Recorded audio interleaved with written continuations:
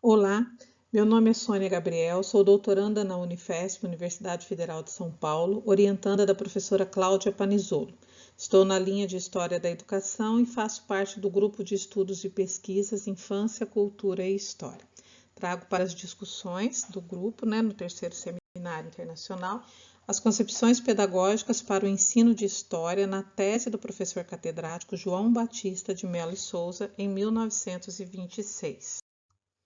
O tradicional Colégio Pedro II, no Rio de Janeiro, ainda era referência em ensino no início do século XX, durante a Primeira República.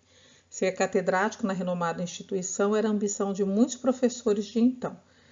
Na minha dissertação de mestrado, realizada na Unicamp, com o título João Batista de Mello e Souza, Trajetórias e Memórias de um Professor, foram pesquisadas suas trajetórias a partir das suas memórias selecionadas em acervo pessoal.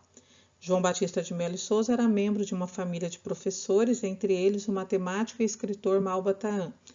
Em 1926, o professor apresentou 2 teses para concurso de ingresso como catedrático do Colégio Pedro II, concorrendo com Jonathan Serrano para a Cátedra de História Universal, no externato e no internato da instituição.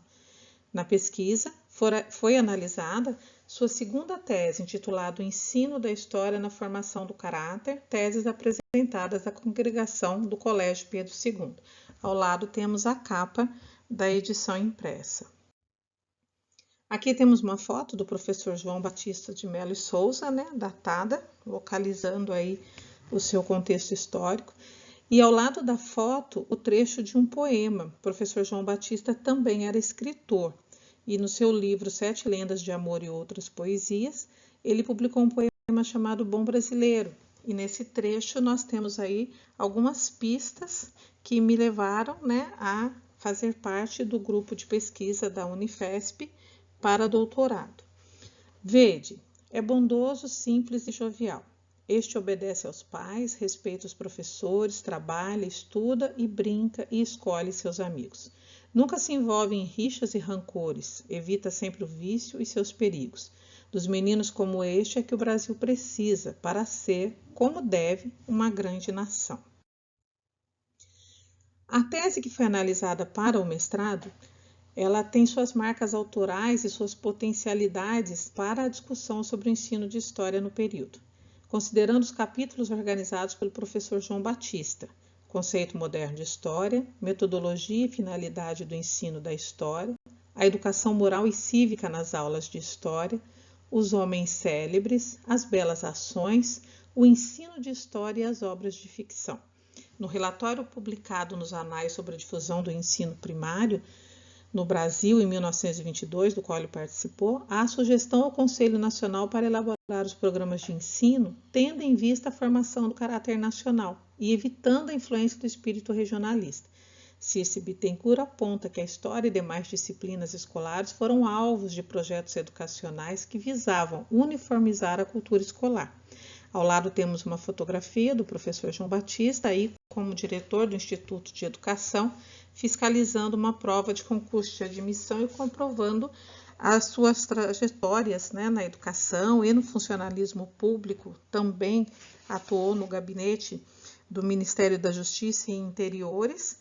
Nós estamos falando do Rio de Janeiro, então capital do Brasil. Então a proximidade do professor João Batista, tanto com o poder político, com a organização do poder político no Brasil, quanto com o ensino, era bastante estreita.